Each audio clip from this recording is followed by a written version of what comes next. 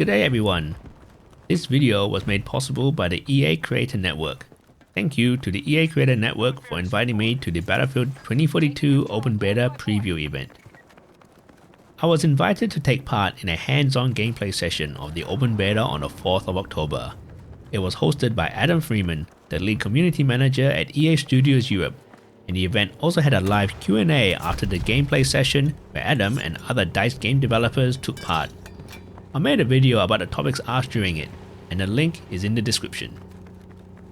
This video contains my thoughts and impressions of the Open Beta, where myself and other Australian content creators and media had roughly 3 hours of playtime. There were a lot of things I wanted to try out, but I couldn't get around to all of them during the time we had. Plus, not all of the weapons and attachments are available in the Open Beta. I've been waiting for a modern day or near future setting for Battlefield to return to, and after 8 years since Battlefield 4 was released, I was really looking forward to playing this game. The build of the Open Beta we played was a few months old. DICE have said that this is not the final build, and what they have been testing on internally is different to what the Open Beta represents. First, the map, and it's a big map. Outwit is located in Kourou, French Guiana, and focuses on an imminent rocket launch. There are 2 outcomes for this map. One, where the rocket launches successfully and covers the launch pad with a massive flume of rocket smoke that can be seen from anywhere on the map. Or it can be destroyed and cause a huge explosion, scattering debris all over the place. During my playtime, we didn't know how the rocket could be destroyed. We found out later that this can be achieved in a number of ways. When the transport crawler arms releases the rocket, that is the only time it is vulnerable. This sequence lasts for about 6 minutes, which is enough for one player to take it down. And the other way is a tornado. Yes, a tornado. Outwit has 2 different weather patterns that can be available during the match. It can be a nice bright sunny day where you can see the horizon, or it can be windy and cloudy with rain pelting down, severely reducing visibility. And that is when the tornado can appear. If the tornado makes its way past the rocket, it will destroy it too. There is an environmental effect that I have never seen in a Battlefield game before. At the cryogenic plant, cryogenic fuel is stored in metal containers. If these containers are destroyed, then the area around them becomes a hazard. If you get too close, your vision will slowly start to freeze over and have trouble seeing around you. When it first happened to me, I thought it was a weather effect and everything was becoming dark. But when I moved away from the containers, my vision slowly went back to normal. It is a strange effect when normally destroyed containers cause its surroundings to catch fire, but having the opposite of a chilling effect totally surprised me. Another control point is the assembly plant, a building taller than the rocket that many snipers would love to be on top of. You get great views all around when standing up there. It was also a very popular spot for people to jump off and parachute down onto other control points nearby. I think overall, the Outwit map will become a popular one in Battlefield 2042. We had access to 4 specialists, McKay, Falk, Boris and Casper. McKay was the most popular specialist during the event, with his grappling hook that allows him to reach elevator heights with ease. He can get to positions that you normally cannot reach on foot, such as building rooftops. Along with his trait that allows him to move more quickly while aiming down the sights, it's not hard to see why many players chose him. I spent quite some time playing as McKay, and the grappling hook changes the dynamics of the game. You now have to keep an eye on rooftops in case someone is up there waiting for you. It will only be a matter of time until people do some insane stuff with it, and yes, it is possible to get a kill with it from what I've been told. I didn't spend too much time playing as Falk or Boris. Both of their specialties are useful in combat, such as the Surret pistol and sentry drone respectively, but I think those will be more suited to close quarter battles.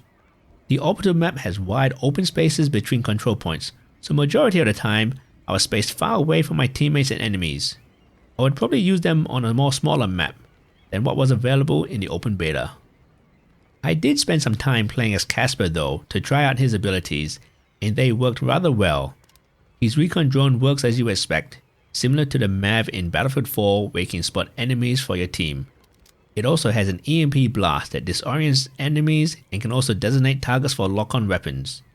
I wasn't sure if the EMP was working or not, as it didn't seem to do anything against players, but that probably was due to me not getting close enough to them.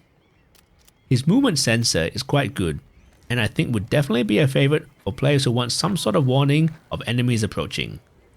What we saw in the previous trailer that introduced Casper seemed rather subtle, but when I was by a wall and an enemy tank was rolling around the corner, the sensor lit up very brightly, so depending on the situation, it will respond differently.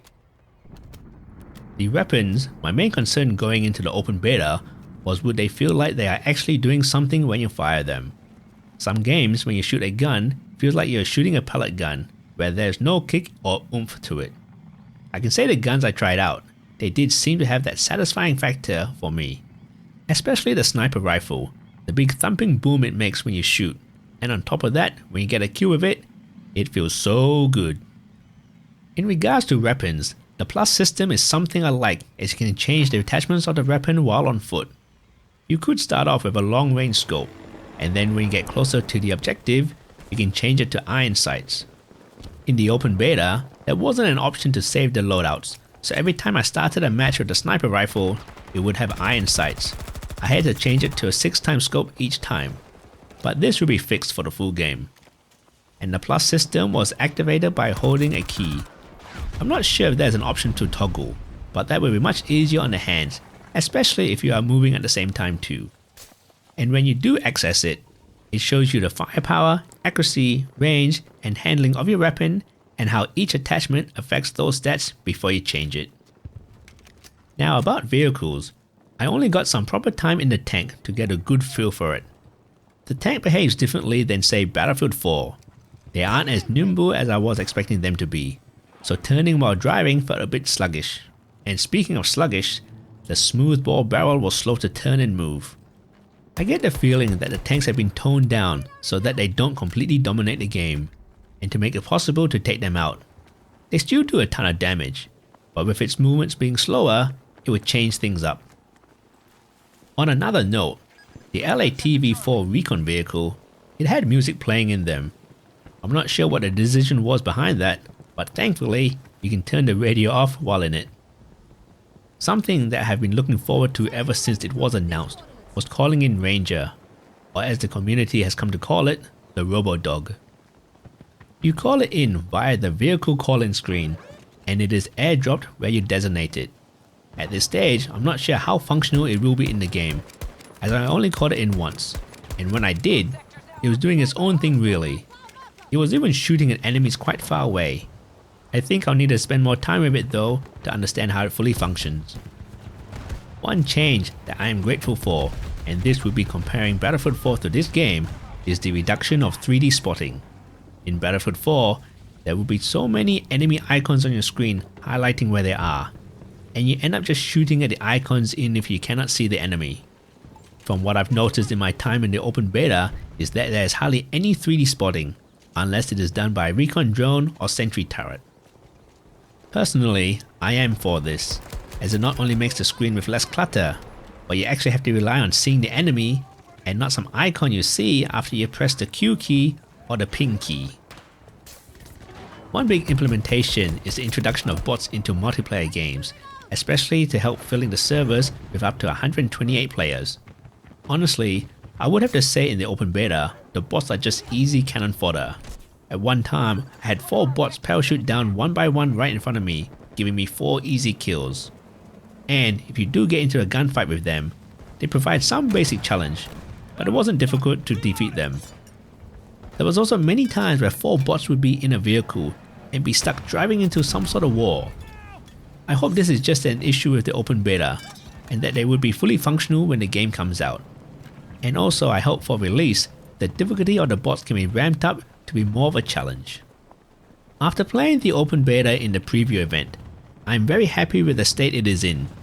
The build is a few months old, so we can look forward to something that is more refined and polished upon release, especially considering the game was delayed for that reason. After all this time of Battlefield being set in the past, I'm glad that it has made a return to the modern day era. Don't forget, if you want to know about the Q&A session, the link is in the description. The Q&A session I attended was predominantly with Australian content creators and media. North American and European audiences had a separate event, so their Q&A would be a bit different. If you enjoyed this, hit that like button and subscribe to the channel for more Battlefield 2042 videos. Anyway, that's it for now. I'll see you in the next video.